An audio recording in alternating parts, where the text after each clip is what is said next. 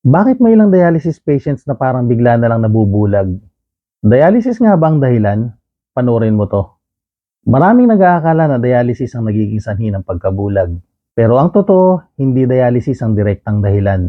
Karamihan sa dialysis patients ay may diabetes o mataas na blood pressure. Sa paglipas ng panahon, maaaring masira ang maliliit na ugat sa retina ng mata. Ang tawag dito ay diabetic retinopathy.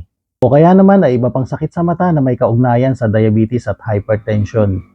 Kapag hindi nakontrol ang blood sugar at blood pressure, maaring lumala ang pinsala sa mata hanggang sa magkaroon ng malabong paningin o sa ilang kaso, pagkawala ng paningin.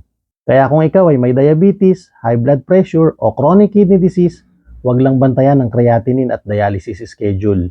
Magpa-eye check-up din ng regular dahil ang maagang pagtuklas ng problema sa mata ay makakatulong para mapreserba ang paningin. Tandaan, hindi ang dialysis ang direktang sanhi ng pagkabulag. Madalas, ang ugat ng problema ay ang diabetes, hypertension na matagal na nakakaapekto sa katawan.